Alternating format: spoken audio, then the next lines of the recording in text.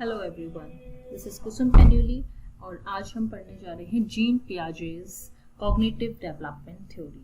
ये कोर्स मैंने आपके लिए बनाया है जो कि सीटेट, केवीएस और स्टेट टीट एग्जामिनेशंस के लिए बहुत इंपॉर्टेंट है। पहले मैं आपको बता दूं, ये बहुत ही एक ब्रीफ में आपको रिवीजन काइंड ऑफ करवाना चाह रही हूँ इसमें।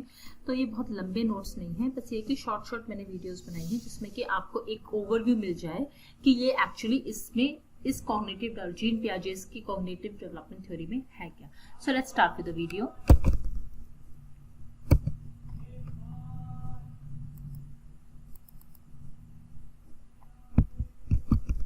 ओके, हम इसमें क्या डिस्कस करने वाले हैं? इसमें हम डिस्कस करेंगे अबाउट पियाजे, उसकी basic components of cognitive theory and पियाजे स्टेजेस ऑफ कॉग्निटिव थ्योरी। देखिए, कोई भी हम कभी भी किसी भी थिंकर या किसी ऐसे पर्सनालिटी के बारे में पढ़ते हैं तो सबसे पहले हमें उसके बैकग्राउंड पता होना चाहिए, ये थ्योरी क्यों बनाई गई है। तो पहले हम उसके पियाजे के बारे में पढ़ते हैं। Born in Switzerland in 1896, Piaget Switzerland में born हुए थे in the year 1896. Piaget was employed at the Binet Institute in the 1920s, where his job was to develop French versions of questions on English intelligence tests. Piaget जो थे वो 1920s में Binet Institute था, वहाँ job करते थे। उनका क्या काम था? जो इंग्लिश इंटेलिजेंस टेस्ट थे उनको उन्होंने फ्रेंच वर्जन में ट्रांसलेट करना था। तो जब उन्होंने ये टेस्ट लिया अपने कंट्री में, जो चिल्ड्रन ने उन्होंने ये नोटिस करा कि चिल्ड्रन जो थे वो they were giving wrong answers of which require logical thinking, right. So he then realize the difference between the thinking of adult and children. तो उन्होंने ये चीज रियलाइज करी कि जो एक एडल्ट होता है और एक जो चाइल्ड होता है उन दोनों की थिंकिंग में बहुत डिफरेंस होता है। He is the first person to make a systematic study of cognitive development. ठीक है, उन्होंने ही सिस्टमैटिक स्टडी कॉग्निटिव डेवलपमेंट की बनाई थी। Now we come to the stages of cognitive development. इन्होंने कुछ स्टेजेस दिए हैं कॉग्निटिव डेवलपमेंट के, देखते हैं वो क्या है। सबसे पहला स्टेज उन्होंने दिया है सेंसरी मोटर स्टेज। ये स्टेज जो होता है वो बर्थ से लेके एज 2 तक रहता है। इसमें क्या होता है सेंसरी मोटर स्टेज में, ये हम अभी आगे जाके पढ़ेंगे सब कुछ। फिर है प्री ऑपरेशनल स्टेज जो है from age 2 to 7, then concrete operational stage age 7 to age 11 and formal operational stage जो कि एज 11 के बाद से जो भी एज आ रही है उसमें हम आपका फॉर्मल ऑपरेशनल स्टेज होती है। चलिए, हम सबसे पहले फर्स्ट जो स्टेज है सेंसरी मोटर स्टेज, इसके बारे में पढ़ेंगे। This stage is from the birth to the age of 2। Main achievement of this age is object permanence.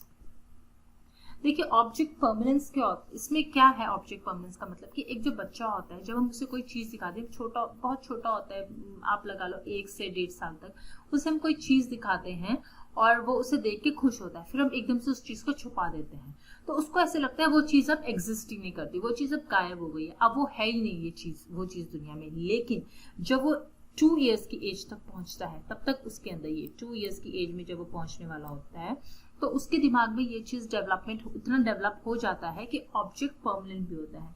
जैसे कि हम जब एक बच्चे के सामने हम कोई चीज दिखाते हैं फिर हम उसे एकदम से छुपा देते, तो उसे ऐसे लगता है कि वो चीज छुपाई गई है, वो ये नहीं बोलता है, वो उसको ये नहीं लगता है कि वो चीज हट गई, वो ढूंढने की कोशिश करता है वो चीज का। दैट मीन्स उसके अंदर ये थिंकिंग डेवलप हो गई है कि ऑब्जेक्ट परमानेंट होता है, वो एग्जिट नहीं हो जाता है एकदम से ऐसे।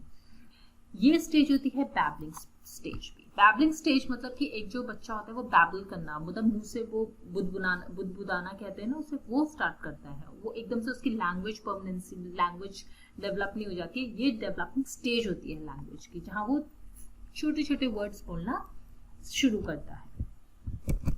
अब हम आते हैं प्री ऑपरेशनल स्टेज में। देखिए, ये जो प्री ऑपरेशनल स्टेज है इट हैज 2 फेजेस, इसके 2 फेजेस होते हैं।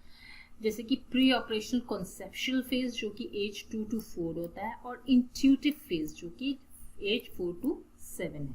इसके बारे में हम डिटेल में पढ़ते हैं।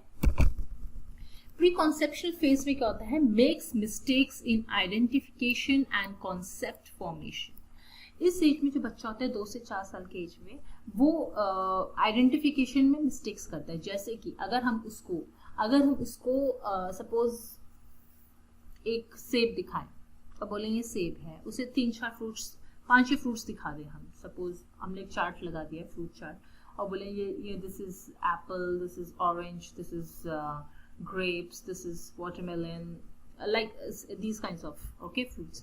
तो हम जब उसे दिखाते हैं, फिर हम उसे एक बार दिखाने के बाद उसे बताते हैं, फिर हम उस चीज़ को हटा देते हैं, फिर हम उससे पूछें अच्छा बताओ ये कौन सा फ्रूट है, तो वो उस चीज़ में मिस्टेक कर देता है कई बार, राइट, आइडेंटिफिकेशन मिस्टेक करता है।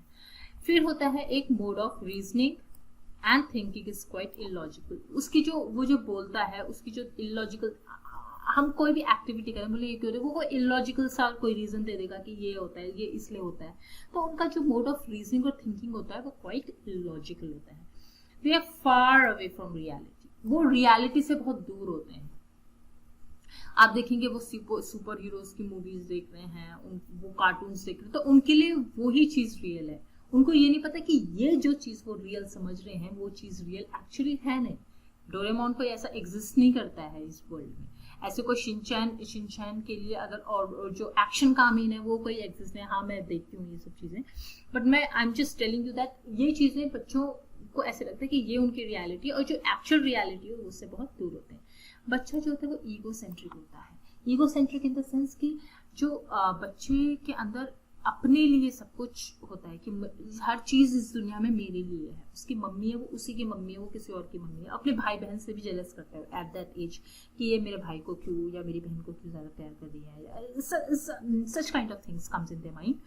तो वो ईगो सेंट्रिक होते हैं। जब उनकी माँ या पापा किसी और बच्चे को उठाते हैं तो वो रोने लगते हैं कि नहीं ये मेरे मम्मी पापा, ये सिर्फ मुझे उठाएंगे, किसी और को नहीं उठा सकते। कोई चीज है उसका खिलौना है, वो सिर्फ उसका खिलौना है, वो किसी अपने फ्रेंड को खेलने नहीं देगा उससे। ओके, तो ये चीजें होती हैं उसमें। Then we come to intuitive phase जो कि होती है एज 4 to age 7। इसमें क्या होता है, कॉन्सेप्ट फॉर्मेशन स्टार्ट्स। एक बच्चे के अंदर जो कॉन्सेप्ट होता है किसी चीज को लेके, किसी भी कोई भी बात होती है उसको लेके, वो कॉन्सेप्ट फॉर्मेशन स्टार्ट हो जाता है उसके अंदर। Thinking not logical. देखिए पहले जो थी वो थिंकिंग इलॉजिकल थी, बिल्कुल ही लॉजिकल नहीं थी, मतलब कि उनको ये लगता था कि वो कुछ भी बोल देते थे। लेकिन इस एज में वो थोड़ा थोड़ा लॉजिकल थिंकिंग स्टार्ट हो जाती है। It is not completely logical but somewhere it is little bit of logical. Okay, अब इसके अंदर जो होती है दो क्वालिटीज होती हैं, ability to reverse and conservation in terms of quality and quantity. ये एब्सेंट होती है, ये दोनों क्वालिटीज इनके अंदर नहीं होती। जैसे कि ये क्या है, इसका मतलब कि जैसे कि अगर हम उनको दो कंटेनर्स दे दें, एक बहुत बड़ा कंटेनर है और एक थोड़ा छोटा कंटेनर है, राइट। अब हमने लिया 1 लीटर वाटर, एक कंटेनर 2 लीटर का, एक कंटेनर जो है 1 लीटर का है। दोनों में हमने 1-1 लीटर वाटर डाल दिया। अब क्या, वो जो 1 लीटर वाला कंटेनर था वो फुल हो गया, लेकिन 2 लीटर वाला जो कंटेनर था वो आधा ही भरा। और हम अब बच्चे से पूछे कि बताओ कौन सा पानी ज्यादा है, किसमें पानी ज्यादा है, तो वो जो होता है उस टाइम पे वो जो 1 लीटर वाला कंटेनर है उसमें वो पानी ज्यादा बताएगा। क्यों? क्योंकि वो देख रहा है कि वो फुल भर गया। वो ये लॉजिक नहीं लगा रहा है इसमें, वो इसमें ये लॉजिक नहीं लगा रहा है कि क्वांटिटी इसमें दोनों में बराबर है। वो क्योंकि बड़ा कंटेनर इसलिए उसमें कम दिख रहा है पानी। तो ये जो उनके अंदर जो एबिलिटी होती है ये एब्सेंट होती है। Now we come to concrete operational stage जो कि एज 7 से लेके एज 11 तक होती है। कॉन्सेप्ट फॉर्मेशन अकर्स, इसमें बिल्कुल प्रॉपर कॉन्सेप्ट फॉर्मेशन उनकी डेवलप हो जाती है। Thinking is logical and systematic. अब ये बहुत ही लॉजिकली और सिस्टमैटिक वे से सोचने लगते हैं, इनकी थिंकिंग डेवलप हो चुकी है बहुत अच्छे से। Then a presence of the true qualities mention, जो मैंने आपको पीछे पहली वाली स्लाइड में 2 क्वालिटीज जो एब्सेंट थी वो बताई थी, वो इस एज में ग्रुप में उनकी जो एबिलिटी जो क्वालिटीज होती हैं वो दोनों वो प्रेजेंट हो जाती हैं, आ जाती है उनके अंदर वो qualities. No longer in egocentric, अब वो इतने ईगोसेंट्रिक नहीं रहते हैं। जैसे एक बच्चा होता है वो शेयर करना चाहता है, इस एज में वो शेयरिंग के उसमें आ जाता है, मोड में आ जाता है। उसको अपने खिलौने अपने जो इकट्ठे हैं वो अपने फ्रेंड्स को अपने साथ पास बुलाता है कि चलो मेरे खिलौनों से खेलो। वो अपने मम्मी पापा अगर कोई और बच्चे को उठा ले तो उसके अंदर वो जेलसी नहीं आती है, क्योंकि उन्हें पता है कि वो छोटा बच्चा है कोई और, वो उसको उठा रहे हैं, तो वो जेलसी जो होती है वो खत्म हो जाती है। एबिलिटी टू सीरियलाइजेशन, उनके अंदर ये सीरियलाइजेशन की एबिलिटी, मतलब कि ये सीरियलाइज मतलब किसी चीज को सीरियल वाइज कैसे रखना है वो एबिलिटी उनके अंदर आ जाती है।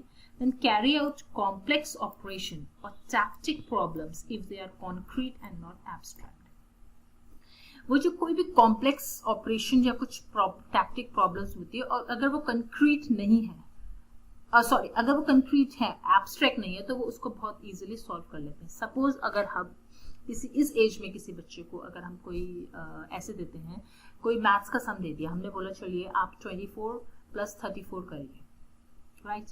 अब हमने उसको क्या हुआ, हमने ओरली बोला, तो वो माइंड उसका इतना डेवलप नहीं हो कि वो ओरली उस चीज को कैलकुलेट कर सके। लेकिन अगर हम उसको रिटन में दे रहे हैं 24 + 34, अब बताइए इसका आंसर, तो वो बहुत जल्दी उसको, क्योंकि वो चीज उसके सामने कॉन्क्रीट फॉर्म में है, वो उसे दिख रही है, एब्स्ट्रैक्ट मतलब माइंड में नहीं है, वो उसको दिख रही है वो चीज, तो वो उस चीज को बहुत जल्दी सॉल्व कर सकता है। अब हम आते हैं फॉर्मल ऑपरेशनल स्टेज, ये होती है हमारी एज 11 से ऑनवर्ड्स। इसमें क्या होता है, child learns to deal with abstract and logical thinking, right.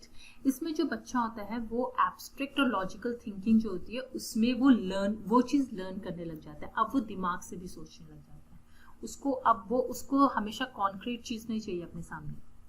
अगर कोई एब्स्ट्रैक्ट चीज जो सिंपल वे में है, वो उस चीज को भी बहुत अच्छे से समझने लगता है और इस चीज को वो डेवलप करता रहता है till the maturity age.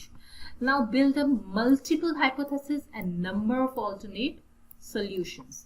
अब इस एज में क्या होता है, उसके सामने कोई प्रॉब्लम है तो उसके लिए वो हाइपोथेसिस क्रिएट करता है, और एक नहीं वो बहुत सारी हाइपोथेसिस। सपोज उसके सामने है कि मुझे ये चीज लर्न करनी है, कोई चीज उसे लर्न करनी है, वो सोचा इसको मैं इस तरह से लर्न करूं, नहीं यार ये ठीक नहीं है, इसको मैं इस तरह से लर्न करता हूँ, ये ठीक, इसको मैं इस तरह से। अब ये उसके सामने बहुत सारे ऑल्टरनेटिव, वो मल्टीपल हाइपोथेसिस क्रिएट करे अपने सामने, और उसके नंबर ऑफ ऑल्टरनेट सॉल्यूशंस भी उसके उस हाइपोथेसिस के अकॉर्डिंग उसके क्या सॉल्यूशंस होंगे। अब उसके सामने क्या हो रहा है कि हाइपोथेसिस भी बहुत हो गया और उसके पास ऑल्टरनेट सॉल्यूशंस भी है, मतलब उसका माइंड इतना डेवलप हो गया है कि वो खुद सॉल्यूशन ढूंढने के लिए उसके दिमाग में दिमाग जो है डेवलप होने लग गया है। देन इसका लास्ट स्टेज है generalisation and arrive of abstract rules. अब यहाँ पर क्या हो, जनरलाइजेशन स्टार्ट हो गई उसके अंदर। अब वो कोई पर्टिकुलर चीज के लिए वो जनरली सोचने लग गया है। कैसे कि अगर कोई प्रॉब्लम है उसके सामने, तो वो उसको एक ही वे में नहीं देख रहा है कि नहीं यार इसको इस तरह से ही है ये प्रॉब्लम, ये ऐसे इसका यही करना है, नहीं। अब वो जनरली सोच रहा है कि अगर ये प्रॉब्लम, इसका मैं सॉल्यूशन देखता हूँ, ये कोई सॉल्यूशन उसके सामने दिमाग में आता है, तो वो उसका क्या, उस सॉल्यूशन का हर एक चीज में क्या इम्पैक्ट होगा, वो उस तरह से उस चीज को सोचने लग गया है। और जो एब्स्ट्रैक्ट रूल्स है उसके दिमाग में, वो सब चीजें आने लग जाती हैं।